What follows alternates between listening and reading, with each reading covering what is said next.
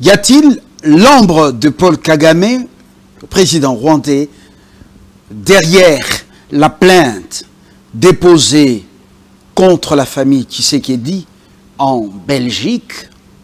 C'est une question qui caresse ou qui taraude les esprits de plusieurs Congolais et même de non-Congolais depuis quelques jours.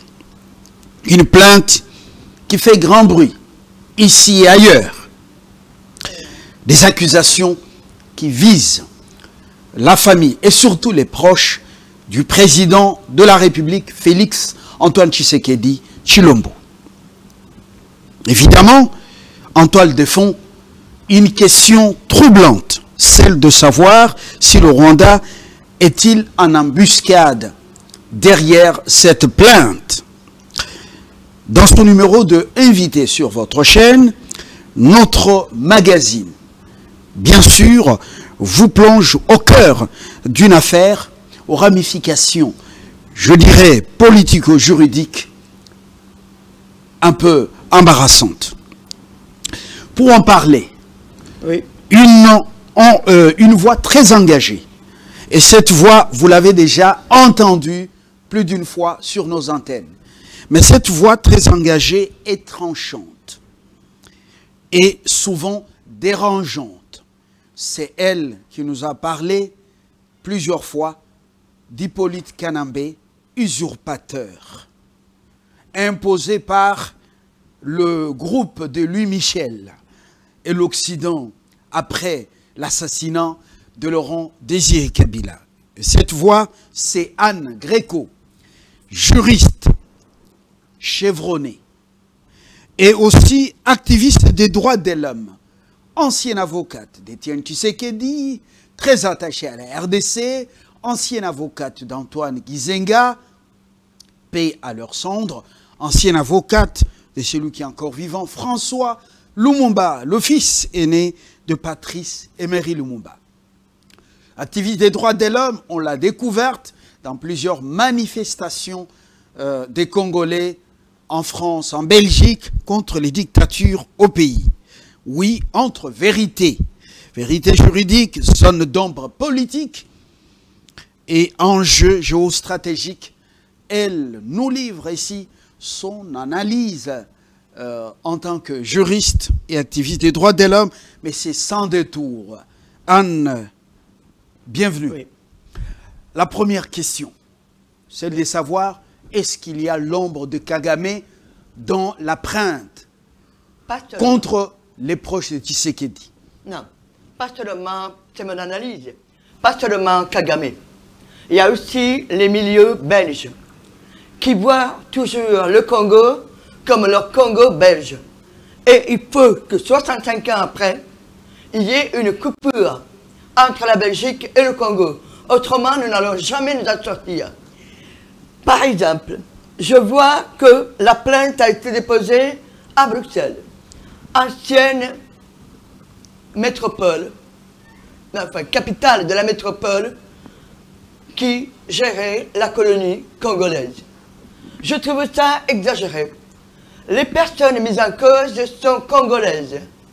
Pourquoi la plainte n'a pas été déposée à Kinshasa? Et pour quel motif?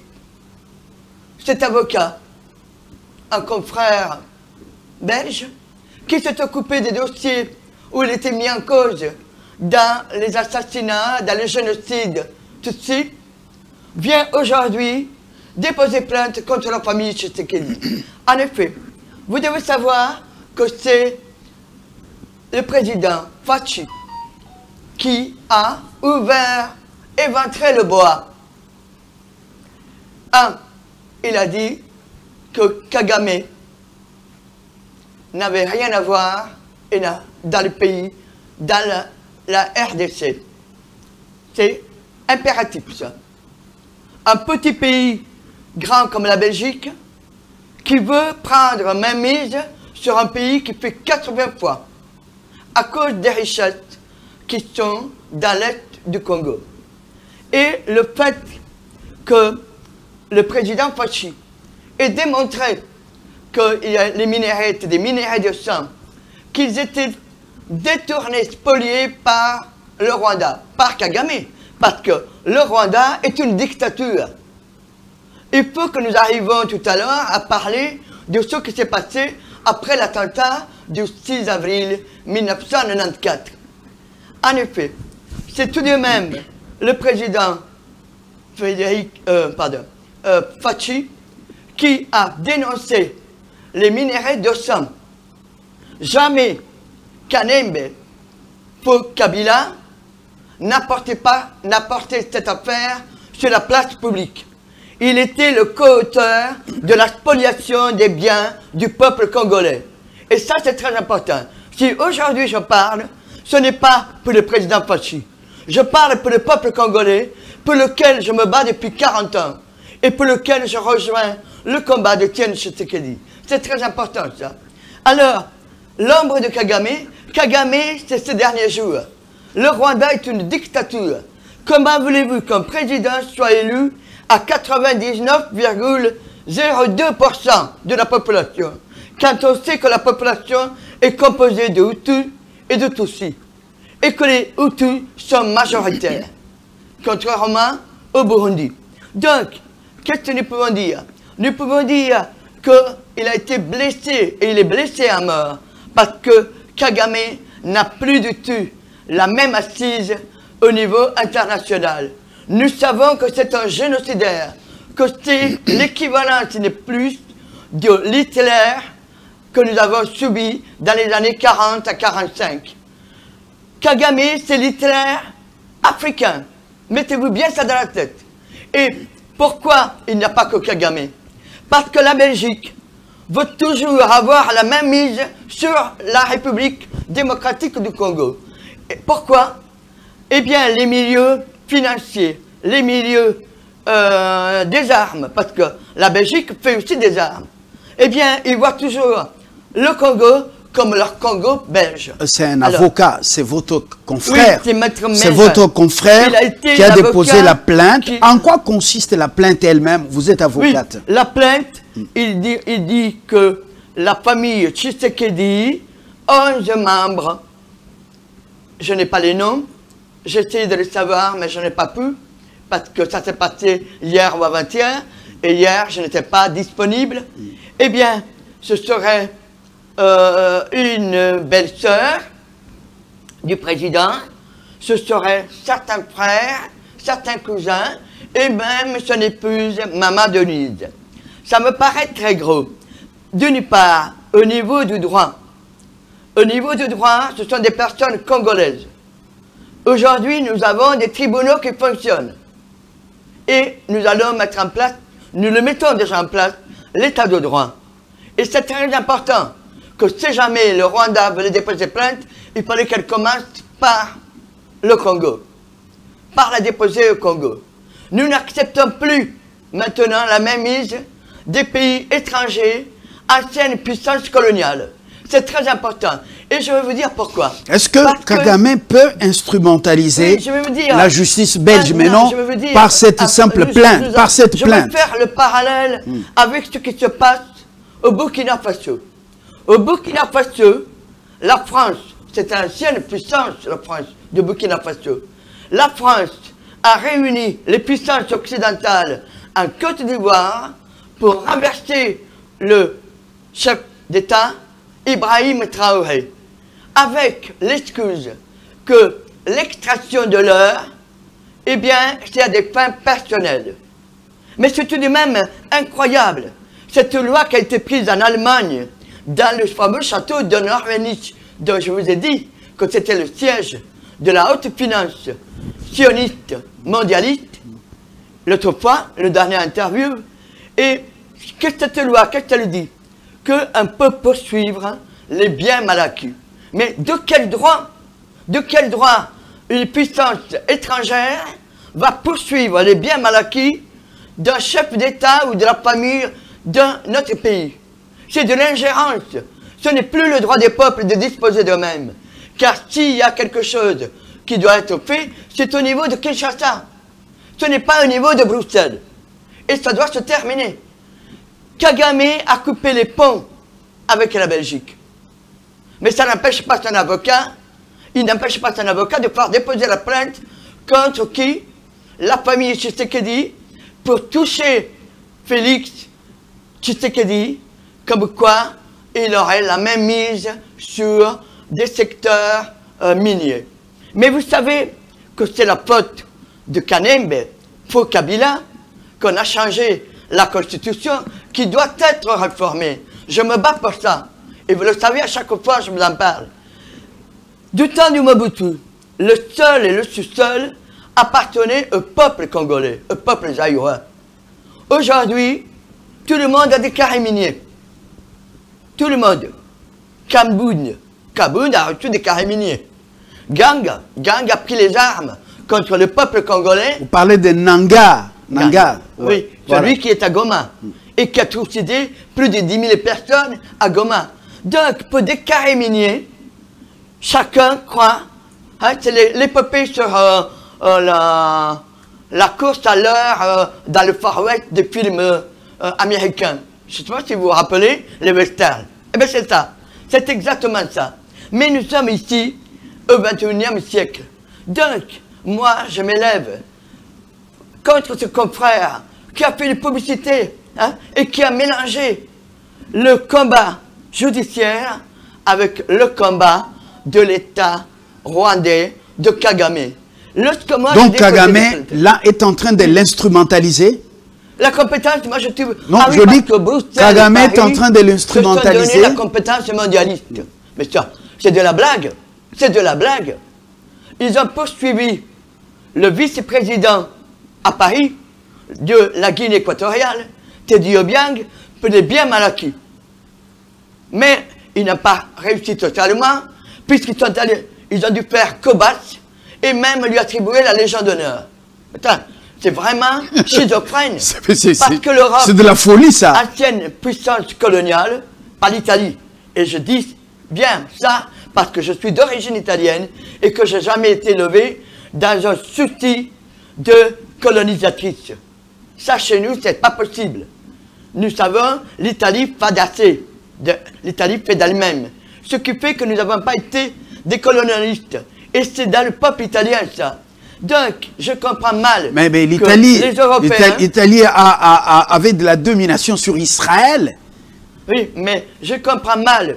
Je comprends vraiment mal que l'Europe, les États anciens colonialistes d'Europe, ne soient pas capables de se réinventer, d'autres liens avec le continent africain.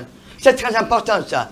Et c'est pour ça que j'ai mis sur mon mur, et que je vous les ai montré tout à l'heure, ce que Macron veut faire au Burkina Faso, et pour lequel Poutine a envoyé des services spéciaux, une armée spéciale pour protéger la présidence et pour protéger la personne d'Ibrahim Traoré. Nous en sommes à ce stade. Et je dis au peuple congolais, c'est de vous-même que nous allons parler. Parce que c'est vous qui êtes la force de ce pays. N'admettez jamais que la votre puissance, ancienne puissance coloniale, puisse mettre le nez dans vos affaires personnelles, dans vos affaires internes. Autrement, ce sera fini. Les 65 ans, c'est du bloc. Nous avons eu 3 dictatures. Ce n'est pas rien. On est allé chercher, regardez bien, on est allé chercher un vendeur d'op. Kagame, il vendait les œufs. Ce n'est pas militaire, ce n'était pas un stratège. Kanembe Hippolyte, qui se fait appeler, grâce à Louis Michel, avec le faux curriculum vitae, Joseph Kabila, alors qu'il n'a aucun lien, ni avec Joseph Kabila, ni avec Mama Ftifa, qu'il n'a pas de sœur jumelle, qui n'est pas né au Congo, mais il est rwandais. Eh bien, lui, c'était un taximan à Nairobi. Et ils sont allés chercher qui pour soulever le Congo? Mais attendez, quelqu'un comme même Che Guevara avait dit, ce n'est pas un révolutionnaire. Qui sont allés chercher un braconnier, Laurent Désiré Kabila, qui ensuite, eh bien, elle a été éliminée. Donc, vous voyez bien que quand on regarde la stratégie, ce n'est pas une stratégie africaine. C'est une stratégie occidentale. Mettez-vous bien ça dans la tête. Je vais vous faire un simple résumé. Nous avons eu en 1993 l'assassinat de Melchior Ndadaye. Ça a été fait non pas parce que les Tutsis voulaient le pouvoir. C'était le premier président élu démocratiquement au Burundi. C'était un ballon d'essai pour voir comment la communauté internationale allait réagir à la mort d'un président élu démocratiquement dans un pays d'Afrique. Ça s'est passé vers fin octobre 1993, je crois 20-21. Ensuite, 4 mois ou 5 mois plus tard, le missile, le 6 avril 1994, qui a assassiné 2 présidents, le président du Rwanda et le président du Burundi. On a fait d'une pierre 2 coups. Vous ne pensez pas que c'est Kagame qui a tiré le missile? La France maintenant fait parler des Rwandais en disant c'est Kagame qui a tiré. Mais arrêtez, arrêtons. Le missile a été tiré par les Occidentaux, ou la France, ou l'Amérique, ou Israël. Pas par le Rwandais.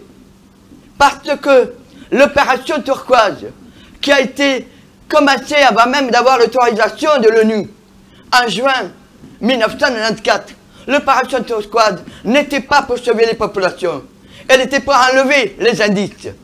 2 mois, je me souviens que le DAL, D-A-L, droit au logement, cette association qui a pris naissance en 1994 avec l'histoire de Turquoise, faisait des grandes affiches à la main.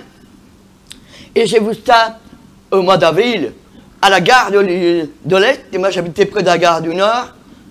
À ce moment-là, il y avait marqué Opération Turquoise et il dénonçait. Et moi, avec un feutre rouge et un rouge aux lèvres, ce que j'avais de rouge, j'écrivais Opération Turquoise, couleur de sang.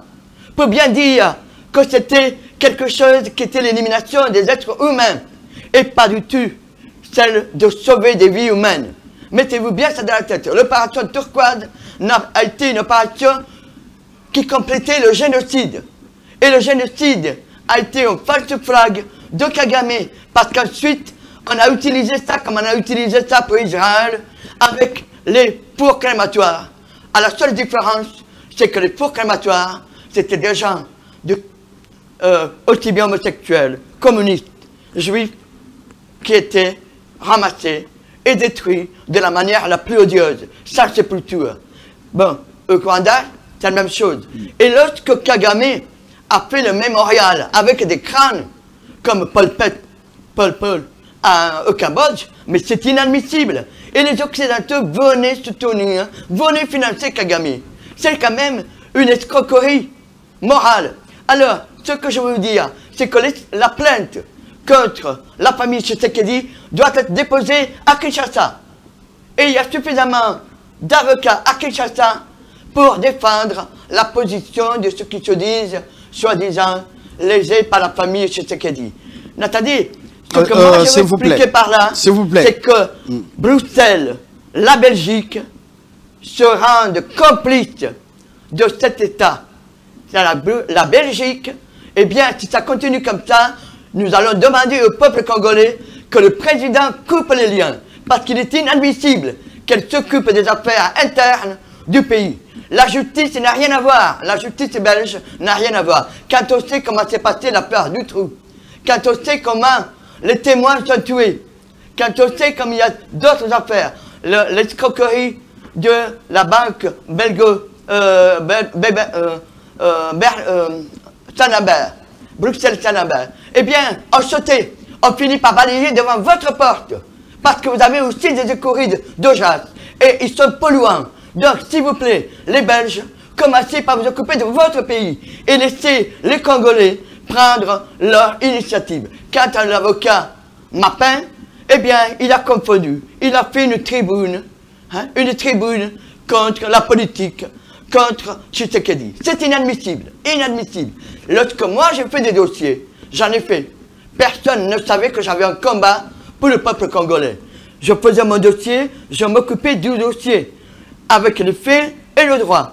Et j'allais devant les magistrats en demandant l'application du droit. Je ne faisais pas une apothéose de mon combat. J'ai toujours cloisonné ma vie privée, ma vie professionnelle, mes combats. Alors, s'il vous plaît, un peu de décence. La décence, c'est essentiel. Voilà. Et voilà. Alors, vous dites que Kagame n'est pas seul dans cette instrumentalisation en Belgique. On sait qu'il n'y a plus de relations. En fait, les relations entre la Belgique et le Rwanda ont été interrompues. Jusque-là, le ciel est lourd entre les deux capitales. Alors, dites-nous concrètement, à part cet avocat, qui est derrière en cette période où le pays est occupé? Mais une partie du pays est occupée par... Il a eu tous les médias pour lui. Le fait même, écoutez, quand moi j'avais mes combats, je n'avais pas les médias. Parce que je troublais l'ordre établi. Donc, on n'en parlait pas. Je gagnais parce que je demandais l'application du droit. Mais je n'avais pas la presse. Je n'avais pas la presse. Je m'en moquais. Moi, ce que je voulais, c'est gagner. Gagner parce que je savais qu'il fallait que la personne avait droit à ne pas subir l'injustice. Ici, non. Nous avons eu, moi j'ai eu l'article de la Libre. Du soir, n'en parlons pas. La télévision. Oh, c'est quoi ça? C'est quoi ça? Le Premier ministre belge ne contrôle plus ses troupes. Le roi Philippe laisse faire aussi, lui qui s'est permis de dire que le Congo, c'est un héritage de la Belgique. Mais non, le Congo, avant la colonisation, avait des royaumes. Le Congo n'était pas une terre abandonnée. Alors, ce que moi je voulais vous dire, c'est que Kagame, il fit ces derniers jours, et c'est très important, même Kabila, Kanembe, Hippolyte Kanembe, il a eu le soutien de Bush. Mais vous savez qui c'est Bush, l'ancien président? C'est celui des attentats du 11 septembre, dont nous savons aujourd'hui que les fameux prétendus auteurs, il n'y a pas eu d'avion. C'est holistique. Alors, voilà. Alors, est-ce que la justice belge est compétente pour juger des faits commis en République démocratique du Congo?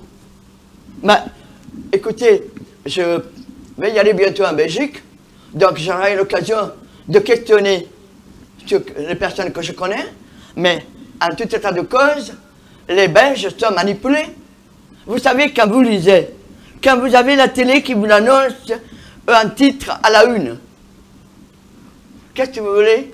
Les personnes, l'information va très vite, les gens n'ont plus le temps de réfléchir. C'est quand vous lisez, moi je lis beaucoup, et je prends des notes. Donc, mais tout le monde n'a pas cette faculté de lire, d'analyser et de faire une synthèse. Donc, le peuple belge s'imagine encore, ah, oui, les Congolais, et ils veulent encore, et ils regrettent notre présence, ils regrettent notre colonisation. Mais ce n'est pas vrai. Quand Étienne Tshisekedi, à la conférence nationale souveraine, moi j'étais convoqué par quelqu'un, lui de Radiomac. Et lui de Radiomac, qui était dans la haute finance, qui travaillait avec les services belges, moi je ne savais pas. Il habitait, Zizenga habitait chez lui, puisqu'il avait des studios. C'est comme ça que m'occupant de Zizenga pour lui enlever ses interdictions de séjour, j'ai eu à connaître lui de Radiomac. Et lui de Radiomac me demande en juillet 92, oui, de rencontrer Thomas Kanza. Bon, je savais qui il était. Et Thomas Kanza vient me voir en me demandant, donc chez lui de Radiomac, avenue Louise, en me demandant de faire pression sur Étienne Tshisekedi pour qu'il ne se présente pas à la primature, à l'élection à la conférence nationale souveraine, mais qu'il lui laisse la place à lui. J'ai dit, écoutez, vous êtes majeur et vacciné, vous n'avez qu'à faire la course vous-même. Il ne m'appartient pas de faire pression sur Étienne Tshisekedi. Vous êtes à Kinshasa, eh bien, faites votre course vous-même. Point final. Donc, ça veut dire que déjà, et lui de Radiomac, quand Étienne, le 15 août 1992, a été élu à la majorité absolue de la conférence nationale souveraine, il me téléphone et il me dit, il faut absolument dire à Étienne Tshisekedi qu'il doit composer et céder à la haute finance. Autrement, il sera broyé. Mais c'est ce qui s'est passé. Alors, c'est ce qui s'est passé. Une autre Mais maintenant, question. nous sommes à un tournant. Nous sommes à un tournant parce que je vous l'ai dit la dernière fois, il y a Nibiru qui arrive, il va y avoir des changements. Les Covid et tout ça, c'est hors question. Voilà. Alors, et l'autre question, quelles sont évidemment les motivations, ou quelles seraient les motivations de M. Kagame à s'impliquer dans une telle démarche contre les proches de Tshisekedi? Non, non. Écoutez, je vais vous prendre une image. Comment le président Fachi, c'est plus facile pour moi de dire Voilà. tous les noms, Oui. fait sa présidence depuis 2019. Il n'a pas eu un mandat comme tout le monde. Eh bien, c'est comme un fil que vous essayez de rentrer dans le sac d'une aiguille. Et lui, c'est pareil. Chaque fois, il doit pénétrer les personnes pour ensuite savoir ce qu'ils valent. Quand Kagame a dit, risible, que Tshisekedi est allé le voir dans son bureau, vous vous souvenez de ça? C'est la semaine dernière. Hein? Kagame a déclaré que Kabila a mené Tshisekedi dans son bureau. Hein? Et que Tshisekedi se serait incliné à certaines propositions. Mais c'est de la blague. On oublie que les 6 garçons d'Étienne Tshisekedi ont tous été élevés pareil par maman Marthe et papa Étienne. Donc, Félix a toujours cette idée de son pays, l'État congolais, la nation congolaise. Vous lui allez voir pas ça. Pas seulement à Félix, mais à Jean-Claude, à Roger, à Jackie, à tous les autres, tous les 6. Ils ont été élevés comme Étienne avait été élevé par son père, ancien combattant, Alexis Bamulumba. C'est le petit frère d'Étienne, biologique, qui est artiste, qui m'a dit, si vous voulez comprendre Étienne Tshisekedi, il faut comprendre comment mon père a élevé ses enfants. Par exemple, Eugénie Chika, qui était députée de Bujimaï, elle était combative. Étienne me disait, c'est mon double avec le pagne. Autrement dit, en femme. Alors, il faut quand même vous dire que jamais, jamais, le président Fachi n'aurait donné l'absolution, la bénédiction à Kagame de continuer à spolier. Pas du tout. Par contre, on a essayé à plusieurs reprises d'éliminer le président Fachi. Parce que Kanembe pensait qu'il pouvait se représenter après la mort s'il y avait eu un attentat. C'est toujours cette idée. Mais qu'il n'oublie jamais que c'est nous, le peuple congolais, qui tenons les rênes. Il se trompe. Il se trompe parce que moi j'entends les discussions. J'entends, pas parce qu'ils me connaissent, même ceux qui ne me connaissent pas. Ils viennent et ils me disent, ça suffit, ça suffit. Nous avons eu, on a été tués à balles réelles par Joseph Kabila. On a tiré sur nous à balles réelles. Est-ce qu'un président de la République qui était congolais tirait à balles réelles? C'est ce que fait Ruto dans son pays, au Kenya, par les mercenaires. On ne peut pas tirer sur son peuple. Ce n'est pas possible. L'entourage de Kagame chercherait-il à affaiblir la présidence de Félix Tshisekedi en exploitant les failles dans la diaspora à travers cette plainte? Quelle diaspora? Quelle diaspora? Je vais vous dire, en 2016, Kanembe avait terminé son mandat.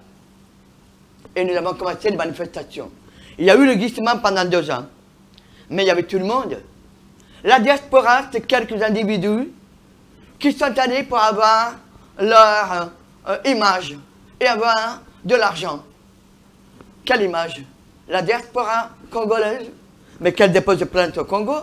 La diaspora rwandaise, mais la diaspora rwandaise, vous savez très bien, il y a une opposition rwandaise. La femme qui s'est présentée, Madame Victorine Ingera, je crois, hein? Eh bien, on l'arrête tout le temps. Parce que Kagame ne veut pas céder le pouvoir. Mais il sera obligé de le céder. Comment expliquez-vous qu'un vendeur d'op, ou qu'un taximan, ou qu'un braconnier puisse avoir pris ces 3 pays en otage? Voilà. Est-ce que cette plainte peut-elle influencer dans le mauvais sens les relations diplomatiques entre Kinshasa et Bruxelles? Eh bien, le président Fachi est un diplomate. Mais il sait aussi mettre les points sur les i quand ça va trop loin. Pas parce que c'est sa famille. Il ne supporte pas qu'on puisse se mêler des affaires internes du Congo. Il l'a fait dans d'autres domaines qui n'ont rien à voir avec cette plainte. Donc, je le vois mal en train d'accepter. Mais maintenant, nous allons voir la plainte. Je vais vous dire la procédure en Belgique. Puisque j'ai exercé pendant 25 ans, j'avais mon cabinet secondaire à Bruxelles. Vous déposez une plainte, vous consignez une petite somme. Alors, c'est plus, en France, ce n'est plus comme ça. En France, vous devez déposer une plainte au procureur, qui ensuite rend en non-lieu, et classe l'affaire, et vous êtes à ce moment-là à déposer une plainte avec constitution de partie civile. Ça prend près de 1 an. En Belgique, non. Vous déposez votre plainte devant le doyen des juges d'instruction et vous demandez à consigner. Mais consigner en Belgique est une petite somme.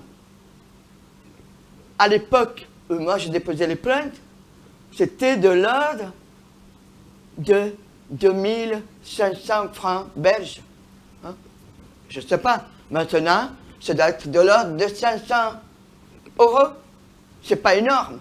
Donc, vous allez et vous consignez, il y a un juge d'instruction. Mais le juge d'instruction peut aussi dire, il n'y a pas lieu. Il n'y a pas lieu. Parce que le juge d'instruction comment il va analyser qu'il y a eu des détournements des biens des carrés miniers au profit de la famille Tshisekedi. Qui les a achetés? Où est-ce qu'ils ont été exportés? Quels sont les tenants et les aboutissants? Voilà. Vous savez, j'ai oublié de vous dire, il y a au Congo l'endroit où se trouve l'uranium. Chinkolobwe. Oui. Chinkolobwe. Et je pense que c'est la raison pour laquelle on a assassiné des ambassadeurs, des présidents, et pour laquelle on a mis des potiches. Et que derrière, c'est toujours l'Occident qui tira les ficelles. Cette mine, c'est... Chinkolobwe. Ah oui? Eh bien, elle n'a jamais été fermée. On disait qu'il n'y avait plus. Elle continue même maintenant. Où est passé le minerai, l'uranium? En Israël. Israël a vu. Maintenant, il a entre 60 et 80 ogives nucléaires. Et il se sentait tellement fort avec sa voûte de fer qu'il a attaqué un pays 80 fois plus grand que lui, l'Iran. L'Iran a toujours laissé l'agence internationale atomique nucléaire, qui dépend de l'ONU, faire ses visites. Israël ne l'a jamais permis. L'agence internationale de recherche atomique de Dimena n'a jamais reçu la visite de l'ONU pour enquêter où ça en était. Et il y a eu quelqu'un qui l'a dénoncé, un technicien, hein, Vanunu Mordechai. Il a fait 18 ans de prison parce qu'il avait démontré qu'Israël construisait des armes nucléaires atomiques. Et maintenant, il est toujours, il ne peut pas sortir. Hein? Voilà. Oui. C'est la dernière question. Il ne peut pas. Le mondialisme, le sionisme mondialisme, c'était pour faire de Jérusalem la capitale mondiale. Mais c'est malade. C'est malade. Le droit des peuples à disposer d'eux-mêmes ne convient pas à certains individus. Eh bien, qu'ils aillent se faire soigner. Le droit des peuples est souverain. Le droit des peuples à disposer d'eux-mêmes. Moi, si aujourd'hui je suis devant vous, c'est pour le peuple congolais, ce n'est pas pour le président Fachi. Désolé. Et voilà. Oui. Et vous êtes quelqu'un de très objectif. Vous-même, vous n'êtes pas fanatique de ce sionisme parce que vous n'êtes pas très loin du sang du sang, Oui, je sais dire les choses quand elles du sont sang israélien, Écoutez. de père et de mère, Oui. vous êtes proche de ce peuple, de père et de mère, mais vous restez juste. Vous restez Écoutez, juste objectif. j'ai du sang hébreu dans mes veines. Oui. Mon ancêtre était celui, Jacob Lakaïta, mon ancêtre de maman, qui a fait la révolution avec 4 autres confrères. C'était un jeune avocat. Parce que les Bourbons des deux Siciles voulaient expulser les Juifs qui étaient venus après la révocation de Isabelle la catholique. Ils voulaient les expulser alors qu'ils étaient en Sicile depuis 1492. Et c'est ça qui a fait l'avènement d'abord Garibaldi, la marche des chemises rouges, et ensuite la création du royaume d'Italie. Donc, je dois respecter cet ancêtre qui m'a donné l'exemple qu'on doit servir avant de se servir. Voilà. Donc, et c'est pour cette raison que vous êtes à Kinshasa pour dire, Tshisekedi, il est vrai, il est mort, mais Tshisekedi père est mort, mais il y a un combat, vous dites, vous êtes comme cette Européenne, cette Africaine, mais à la peau blanche, parce que la cause du Congo est votre cause, oui. vous en faites un cheval de bataille. Dernière question. Écoutez, dernière question. Avec des confrères, oui. Nous avons fait des pétitions, des confrères de Paris, de toute la France, pour obliger le Conseil des barreaux à prendre des positions pour Gaza. On n'a pas encore entendu. Mais nous sommes, au départ, moi j'étais au départ, hein, nous étions 400. La liste a été publiée par le journal L'Humanité. Maintenant, nous sommes 2500. Mais il n'y a pas que les avocats, il y a les artistes. Nous ne pouvons pas accepter que des êtres humains soient assassinés, que ce soit un abattoir à ciel ouvert, avec le prétexte des otages du 7 octobre 2024. Vous savez, il y a eu l'opération Hannibal. Et l'opération Hannibal n'a pas été faite par le Hamas. Elle a été faite par le Hamas et par Netanyahou. Et même au niveau des Israéliens, ils manifestent contre Netanyahou. Ils sont courageux, vous savez. Ils ont subi les vaccins obligatoires du Covid. Et ils ont subi beaucoup de choses. Ne pensez pas que les Israéliens soient heureux. Ils ont subi Netanyahou de 2002 à 2021. Et c'est l'extrême droite qui l'a fait élire en 2023. Et Netanyahou fait toujours plus avec les colons, tout ça. Non, ce n'est pas possible. Dernière question, dernière question. Deux peuples, c'est possible. Anne, dernière question. Oui, vous êtes attaché à la paix, à la vie de l'homme qui est sacrée pour vous et pour tant d'autres défenseurs des droits de l'homme ou activistes des droits de l'homme. Est-ce que cette plainte déposée contre la famille Tshisekedi en Belgique pourrait-elle être perçue comme une sorte de chantage, une sorte de combat contre Tshisekedi ou une pression internationale, des réseaux proches des Kagame dans les pillages des ressources du Congo et dans les massacres, oui, alors une sorte de pression contre Tshisekedi et son régime. Tshisekedi n'acceptera pas. Tel que je le connais, il sera ferme. Hein? Pour la simple et bonne raison qu'on a déjà essayé. Il y a 2 ans, avant que je vienne ici, à Kinshasa, vous savez, j'étais venu pour un mois. Ça fait 16 mois que je suis. Oui. Bon. Oui. J'ai écrit. Il va falloir que je publie le livre maintenant. Bon. J'ai un éditeur italien. Très intégré, ah oui. Alors même dans les deuils des combattants, des UDPS qui meurent, oui, visitant les mamans entrepreneurs, vendeuses du lait, du pain, voilà. Non. Il y a 2 ans, je suis allé à la fête de la Saint-V. La Saint-V, c'est le 20 novembre chaque année. Nous faisons une fête, les anciens étudiants de l'ULB, et nous buvons, enfin l'homonome. Bon. Et j'étais à Bruxelles. J'ai lu le journal le soir, et j'étais choqué.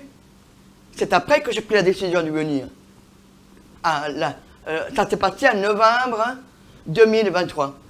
Et j'ai lu que le fisc belge cherchait à savoir si la famille Tshisekedi n'avait pas investi, si le président n'avait pas acheté une villa alors qu'il était en location, et Kolis Bachmann écrit, des ennuis, le fisc cherche parce qu'il a des doutes sur...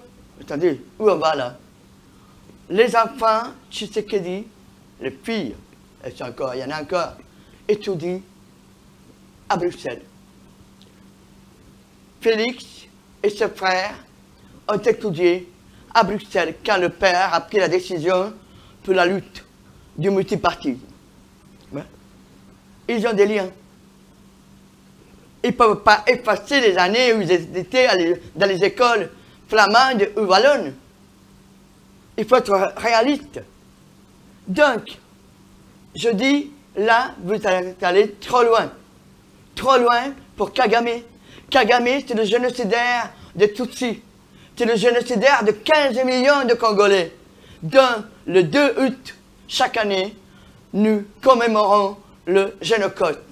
Nous ne pouvons pas oublier, malgré que c'est la signature de la paix entre le Rwanda et la RDC, la signature entre les États-Unis et la RDC sur les minéraux, nous ne pouvons pas laisser au rebut, nous ne pouvons pas les écarter, les 15 millions, sinon plus, de Congolais qui ont été assassinés. C'est un génocide et ce génocide doit être reconnu au niveau international et les responsables doivent payer. C'est très important. Nous allons nous battre. Peuple congolais, n'oubliez pas vos frères parce que c'est vos frères. Ceux qui habitaient l'est des provinces, ce sont vos frères. Vous ne pouvez pas laisser abandonner ces morts sans sépulture, ces déplacés. Il y a combien? 3 millions de déplacés? Non, s'il vous plaît. Merci, voilà. Anne, merci Anne Grégory. Que Dieu vous donne longue vie, vous accorde encore longue vie, longue vie. Je voudrais que vous viviez plus de 120 ans pour voir ce que Dieu va faire pour ce pays. Mais Dieu a déjà fait sa part. Il y a des choses qu'il est en train de faire ou qu'il a déjà décidé de faire. Maintenant, il les fait avec des hommes que nous sommes. Nous devons être sérieux nous-mêmes, sérieux nous-mêmes, chacun dans son domaine, dans sa petite parcelle de responsabilité. Nous devons être sérieux en aimant ce pays, en travaillant pour le bien de ce pays, sachant que chacun passera, quand ça sera son tour, de l'autre côté. Et quand il passera, ce qu'il aura laissé, ses enfants ou sa progéniture en général, puissent dire un jour, quand ça sera le jour de la commémoration de votre départ, dire, ici d'abord repose un héros, et puis, voilà, il est parti de la bonne manière, et Anne, j'ai des annonces, il est parti de la bonne manière, c'est pas que vous partiez, et puis après les gens disent, il fallait qu'il parte, enfin. C'est encore possible de tout refaire, de tout arranger, parce que nos jours sur la terre, nos jours sont comptés. Mais nous vivrons encore plus longtemps, par la grâce de Dieu, pour faire les choses en faveur de cette nation. Anne, vous cherchez encore. Je voulais simplement dire quelque chose.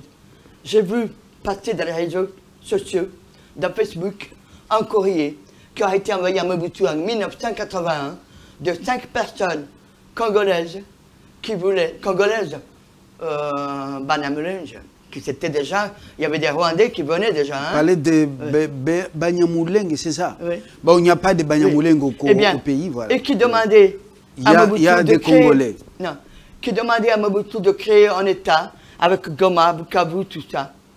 Et c'est dommage, je ne l'ai pas retenu. Ce qu'on trouve dans l'article 2017, dans l'article 217. S'il vous plaît, il faut changer cette constitution. Fachi, président Fachi, s'il vous plaît, c'est urgent, c'est ça. Après le deal que vous allez signer aux États-Unis, c'est le travail, c'est ça qu'il faut faire. Changer la constitution pour le peuple congolais. Il faut nous sécuriser, c'est important. Merci Anne, à très bientôt. Merci. Avec notre invité sur un autre sujet. Portez-vous très bien. Au revoir. Merci beaucoup.